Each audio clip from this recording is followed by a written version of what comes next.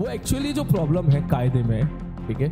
अब कोई एक बच्चा है बेचारा, पहला पेपर दिया उसके 200 नंबर आ रहे हैं, नीट में पता है कि 600 से ज्यादा चाहिए, 600 प्लस मार्क्स चाहिए एमबीबीएस के लिए।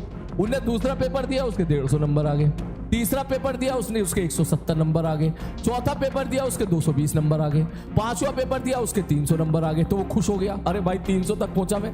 और छठा पेपर दिया उसने, पता चला यहां तक पहुंचते पहुंचते अक्टूबर नवंबर हो गया, और अक्टूबर नवंबर तक पहुंचते पहुंचते 300 से उसने सपोज 320 तक इंप्रूवमेंट कर लिया।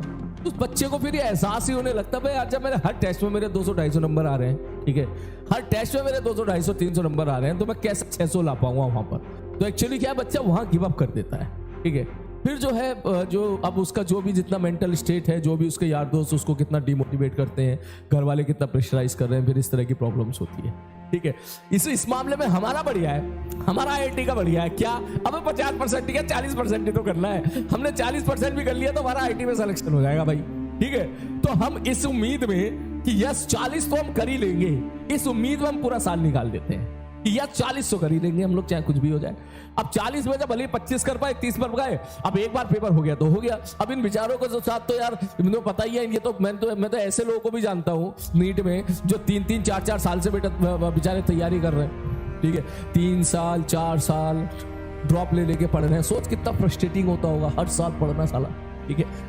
इसलिए हमारे केस में आईआईटी में थोड़ा ये बढ़िया है कि भैया एक बार दे लो, 12th के बाद सिलेक्शन हो गया, हो गया तो अच्छा है, पहुंचो कॉलेज, ना हो गया तो दूसरे कॉलेज पहुंच जाओ। और दूसरा रिलैक्सिंग जो है हमारे केस में ये, चल आईआईटी में ना हुआ किसी का तो ठीक है, एनआईटी में हो जाएगा, है एनआईटी ना हुआ तो इतने सारे लोअर एनआईटी है उसमें हो जाएगा।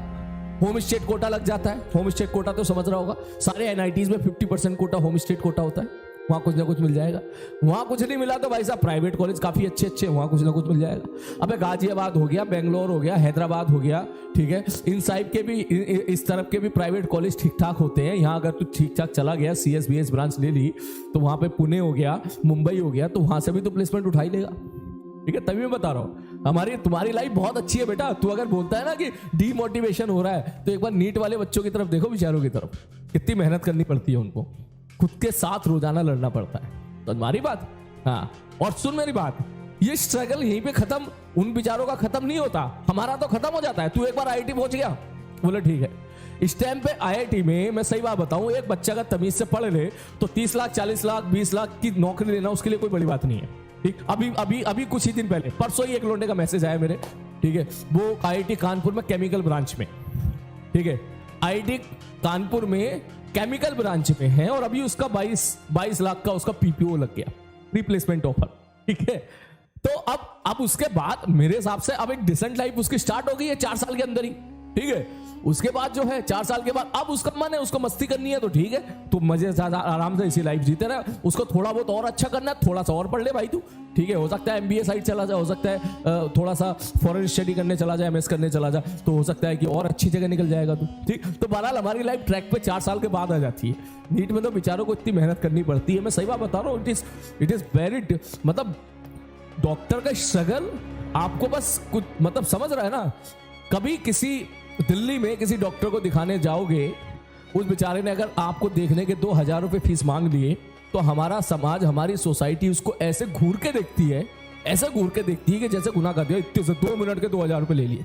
वहीं अगर आपने कोई सिग्नल तोड़ा हो और कोई पुलिस वाला आ जाए, तो चुपचाप जेब में से आपके 500 रुपए निकल जाते हैं। अरे ले लो सर, क्यों चालान काट रहे हो सर, 500-1000 में मान जाओ सर। कोई हल्का सा कोई पुलिस का केस हो जाए तो बड़े आराम से 40-50 हजार रुपए निकालने के लिए आप तैयार हो जाते हो, ठीक है। लेकिन डॉक्टर वाले केस में हम लोग इतना सोचते हैं, जबकि उनके पीछे का जो स्ट्रगल है, उसका तो आइडिया ही नहीं है किसी को।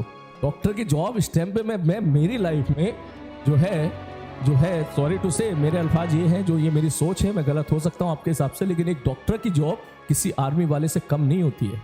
उसको इतनी मेहनत करनी पड़ती है, उसको सबसे पहले नीट का एग्जामिनेशन क्रैक करना पड़ता है, इन रास्ते से होकर गुजरना पड़ता है बेचारे को। फिर अगर उसका MBBS में सिलेक्शन हो गया, समझ मेरी बात, फिर अगर उसका MBBS में सिलेक्शन हो गया तो MBBS के बाद फिर PG का एग्जामिनेशन होता है, PG का एग्जामिनेशन, ठीक, उसमें सारे डॉक्टर्स बैठते हैं। और आज का करंट मार्केट ये है, ये बात हर डॉक्टर जानता है, ये बात हर बच्चा जानता है कि आज के टाइम पर MBBS की वो वैल्यू नहीं है जो आज से 30-40 साल पहले हुआ करती थी। हमारे पापा के जमाने में MBBS की बहुत वैल्यू होती थी, अब वैल्यू नहीं है। अब कोई अगर एमबीबीएस करके मार्केट में जाएगा तो प्राइवेट कॉलेज वाले वो एमबीबीएस डॉक्टर को अगर रखते हैं ना तो मुश्किल से 60, 70, 80 हजार रुपए देते हैं। यकीन ना हो तो चेक कर लेना भाई। और अगर तू गवर्नमेंट में जाएगा, गवर्नमेंट सेक्टर में जाएगा तो वहां भी इतनी है, वहां भी 60, 70 हजार रुपए की एक तरीके से नौकरी है। अब या तो तू भैया गलत तरीके से रुपए कमा, जो कि कोई डॉक्टर करता नहीं है, जाहिर सी बात है, सबके अंदर एक तरीके का जुनून होता है कि हमें समाज की सेवा करनी है, ठीक है। तो भैया खुद सोच साला एमबीबीएस इतनी मेहनत करके वहां पहुंचे और 60-70 हजार की नौकरी कर रहे हो आप। कितना फ्रस्ट्रेटिंग होगा अगर किसी घर में अगर बहन है तो बहन की शादी करने के लिए कितनी कैलकुलेशन करनी पड़ती होगी ऐसे इंसान को जो पूरी दुनिया की बीमारियों को दूर करते हैं। उसके बाद फिर वो पीजी की प्रिपरेशन करते हैं, इसलिए अब पीजी का पैटर्न अब और कम हो गया है। पहले क्या होता था, लोग 1-2 साल जो है प्रैक्टिस करते, फिर पीजी की प्रैक्टिस करते, फिर पीजी का एग्जाम देते थे। अब क्या होता है, अब साथ ही करते हैं, कॉलेज में जाते हैं फिर साथ पीजी का एग्जामिनेशन की तैयारी करते हैं, ठीक कि भाई साथ ही निकल जाए हमारा। 4.5 साल तो उनकी पढ़ाई होती है और 1 साल उनका इंटर्नशिप होता है। 5.5 साल के बाद जब वो एमबीबीएस करके बाहर निकलते हैं और जब बाहर निकलेंगे एमबीबीएस के बाद तो फिर उन्हें पता चलेगा कि उनकी वैल्यू अभी पूरी बनी नहीं है, अभी उनको पीजी निकालना पड़ेगा अगर मार्केट में आपको वही स्टेटस वही इज्जत अगर चाहिए तो फिर बेचारे फिर पीजी की प्रिपरेशन करते हैं। और पीजी तो जानता ही है, पीजी में सारे डॉक्टर बैठते हैं तो जितना टफ नीट है उससे कई गुना ज्यादा टफ बेटा पीजी का एग्जामिनेशन है। सही बात है, उसमें सारे डॉक्टर बैठते हैं। तो जाकर देख दिल्ली में कैसे कितने लोग पीजी की प्रिपरेशन दिन रात लगे रहते हैं, उसमें सीट भी कम होती है। और अगर पीजी कर ली, पीजी में तेरा सिलेक्शन हो गया, भगवान की कृपा बढ़िया रही, तू इंटेलिजेंट है, तू पीजी में सेलेक्ट हो गया, तो पीजी के बाद फिर सुपर पीजी होता है पीजी के बाद फिर सुपर पीजी होता है। मान के चल पीजी में वहां 2 ब्रांच कट जाती है, 3-4 कट जाती है। एक जैसे एमएस हो गया, मास्टर ऑफ सर्जरी, एक एमडी हो गया, ठीक है। तो वहां पर भी ऐसी होता है कि भैया ये एमबीबीएस था, मैंने कहा ठीक है भाई साहब, कुछ बच्चों ने एमबीबीएस कर लिया, इसके बाद गए पीजी पर, तो पीजी में 4-5 लाइन होती है। ये ले सर, इसमें एक हो गया एमएस, एक हो गया एमडी, एक हो गया यहां पर ऑर्थोपेडिक्स, उसके आगे नहीं होता है, और एक हो गया गायनेकोलॉजिस्ट। तो गायनेकोलॉजिस्ट में जो लेडीज लड़कियां हैं वो गायनेकोलॉजिस्ट लेना पसंद करती हैं, तो उनके लिए अच्छा है, वो जैसे ये लेते हैं वो टर्मिनेटिंग ब्रांच होती है, इसके बाद कुछ ज्यादा पढ़ना नहीं पड़ता उनको, ठीक है। और ऑर्थोपेडिक्स भी चल जाता है क्योंकि ऑर्थोपेडिक्स भी टर्मिनेटिंग ब्रांच है, इसके बाद आगे कुछ पढ़ने की जरूरत नहीं है। लेकिन जिन्होंने ये ले लिया एमएस या एमडी, इनके फिर एग्जामिनेशन होते हैं बेचारों के। जब तूने सुना होगा ना कि ये हार्ट के डॉक्टर हैं, ठीक है, तो बेटा हार्ट के डॉक्टर ऐसे ना बने होंगे, वो पहले उन्होंने एमबीबीएस निकाली होगी, फिर उन्होंने पीजी निकाली होगी, पीजी में उन्होंने एमएस की सीट निकाली होगी, एमएस के बाद फिर एग्जामिनेशन दिया होगा, और फिर आता है कि भैया ये यूरोलॉजी है, ये जो है हार्ट के डॉक्टर हैं। समझ रहा मैं क्या कहना चाह रहा हूं मैं, ठीक है, ये न्यूरो सर्जन है जिसको बोलते हैं एमसीएच। समझ रहा मेरी बात, पीजी के निकालने के बाद, ठीक, फिर उसके बाद होता है कि भैया कोई पथरी का डॉक्टर है, भैया पथरी निकाल रहा है, तो उसको बोलेंगे भाई वो यूरोलॉजी लिया होगा उसने, ठीक है। कोई दिमाग का या कोई इस टाइप का कोई दिमाग का डॉक्टर है तो भाई न्यूरो सर्जन है, तो उसने फिर एमएस के बाद एमसीएच किया होगा, फिर उसका भी एग्जामिनेशन होता है, ठीक है। और यहां तक पहुंच से आदमी की उम्र हो जाती है 30 से 32 साल, ये कंप्लीट होते होते। सही बात ही है। तो मेरे भाई 32 साल की उम्र तक आप अगर मार्केट में मुश्किल से 1 लाख रुपया कमा रहे हो तो ये किसी सेक्रीफाइस से कम नहीं है बेटा, ये बहुत बड़ा सेक्रीफाइस है। और फिर आप, और हाँ दूसरी चीज, इसमें बॉन्ड और होता है भाई, गवर्नमेंट का बॉन्ड, इसमें बॉन्ड और होता है, गवर्नमेंट ने बॉन्ड और लगा रखा है कि अगर कोई एमएस कर रहा है तो किसी जगह पे तो 10 साल का बॉन्ड है भाई, मतलब 10 साल तक आपको करना है नौकरी वहां पर गवर्नमेंट की। आप प्राइवेट कर लो वो ठीक है, लेकिन गवर्नमेंट की तो करनी ही करनी है, ठीक है। राजस्थान में अभी लगी थी 5 साल की थी, अब शायद हट गई है, नहीं हट गई पता नहीं। इसलिए तो बेचारे वो डॉक्टर भी तो बेचारे परेशान रहते हैं, बोले यार अब तो खुद सोच कितनी बड़ी समाज सेवा है। उसके बाद जब एमएस के बाद फिर जब 2-3 साल उनको एमसीएच करने में लगते हैं, एमसीएच करने के बाद जब वो मार्केट में आते हैं तो उन बेचारों की उम्र हो जाती है कम से कम 36 से 40 के आसपास। अब जब वो 2000 रुपए फीस मांगते हैं तो जनता कहती है डॉक्टर बड़ा खराब है, बड़ा पैसे ले रहा है, बड़ा लूट रहा है। अरे मेरे भाई 15 साल की उम्र से जब उसने एमबीबीएस का सपना देखा था तब से यहां तक वो पढ़ ही रहा है। 15 साल की उम्र से जब उसने एमबीबीएस का सपना देखा होगा ना तो तब से वो यहां तक पढ़ रहा है। वो 35 साल की उम्र तक 20 साल से, तो भैया उसकी मेहनत को तुम क्यों इस चीज को लेके जो है, समझ रहे मैं क्या कहना चाह रहा हूं। मैं रोष नहीं कर रहा हूं बेटा, मैं रेस्पेक्ट कर रहा हूं, इसलिए मैं आपको बोल रहा हूं सबको कि कोई बच्चा सच में नीट की प्रिपरेशन कर रहा है या कोई बच्चा कोई डॉक्टर बन गया है बढ़िया, ठीक है, आप उसकी दिल से रेस्पेक्ट करो क्योंकि उसने सच में बहुत बड़ा सेक्रीफाइस किया होता है। फैमिली लाइफ जीरो होती है, जीरो फैमिली लाइफ होती है। किसी भी टाइम इमरजेंसी से कॉल आ गया तो भैया जाना पड़ेगा। सुबह से शाम तक उसने 10-15 केस देख लिए, एक महीने में उसने सपोज 100 केस देख लिए, तो 99 केस उसके अच्छे चले गए। वो मरीज जो भी आते हैं वो सब भूल जाते हैं ठीक होने के बाद।